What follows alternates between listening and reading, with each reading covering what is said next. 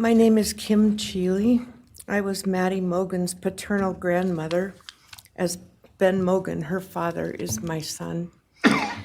I'm here today with my sister Lori Cheely, Maddie's great aunt, and my son Ben Mogen, and my daughter-in-law Corey Hatrock. I'd like to begin by thanking a number of people involved in bringing this case to closure. In my daughter's words, the plea deal the prosecution team reached this month is one that punishes the perpetrator of this horrendous crime, protects the public from further harm, and allows all of us who knew and loved these kids the time to grieve without the anxiety of the long and gruesome trial, the years of appeals, and potential for mistrials along the way.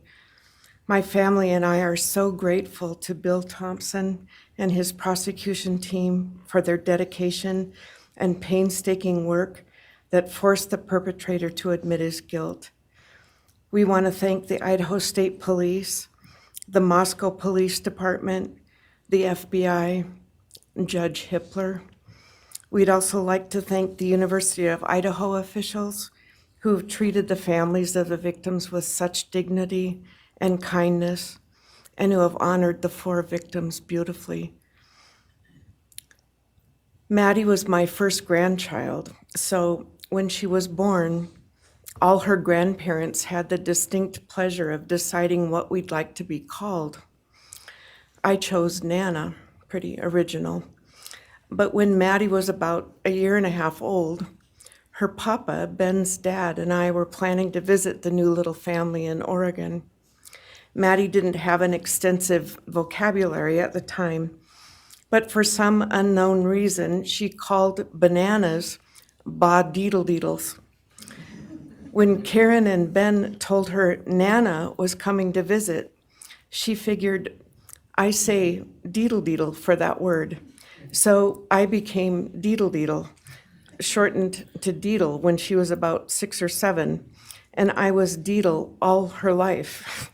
I don't think her stepdad, Scotty, ever knew my given name was Kim. Maddie's and my birthdays were one day apart, and a couple years before she was killed, she gave me this necklace with Deedle and Maddie engraved on it, and I added an angel wing, and it's one of my treasured possessions. I also got an angel wing tattoo, never thought I'd see the day, but along with many members of our family, replicating the one that Maddie and her sorority sisters had. I wanted mine where I could see and touch it often. From preschool through grade school, I stopped teaching piano lessons early on Wednesdays and picked Maddie up for bubble baths, brownies, and books. It was our special time together. And she went home those nights in her jammies with a pan of warm brownies for her family. Although Karen and Scotty raised Maddie and did such a lovely job of parenting, we Mogens were lucky to have her for holidays and many other family gatherings.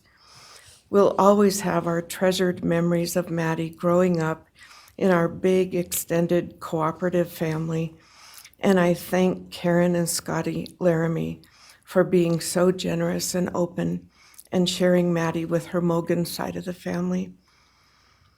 When the 4 kids were murdered, the foundation fell out of our world. Initially, the fear was truly debilitating. The first 6 weeks were excruciating. Despite the vigils, memorials, candlelight gatherings of students, friends, family, community members. After the arrest, in the past 2.5 years, my family has lived with grief, with the effects of traumatic grief, of which I was blissfully unaware before all of this. I now have a stack of books on grief. I've attended grief classes at hospice. I've tried EMDR, a technique that helps replace disturbing visions with something more comforting. My son Ben, his 2 sisters, Maddie's aunts, and I have all experienced depression and anxiety and sleep disturbance, requiring medical intervention at times. We've all sought counseling off and on. The struggle with media attention was extremely difficult, especially for Ben. No one should live through the violent murder of one's child. Some days it's beyond me how the parents of these kids are still upright. I'm thankful for the strong families and communities that are supporting the survivors. At the time, I could think of only two blessings surrounding the horrific murders. One was that Ben was living with my partner Tom and me at the time, and that we could support each other emotionally through it all. Sadly, Tom died a year ago of a rare brain cancer, and he won't be here to see justice served. He was our family's rock, and we all miss him every day. A second blessing is that my mother died of COVID several months before the kids were killed, and she didn't have to live through the horror. It was difficult to identify blessings. So we've all lost our dear child and a future with her. I ache for the loss of the dreams that she and her true love, Jake, held. And my heart goes out to Karen and Scotty and your side of Maddie's family.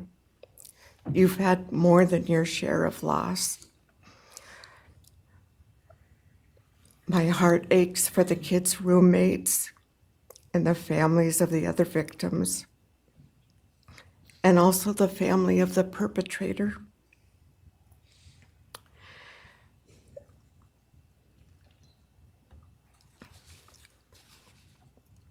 Going forward, we Mogens are choosing to put our energy and focus into honoring Maddie's too short life and sweet spirit by celebrating Maddie May Day, which my two daughters established.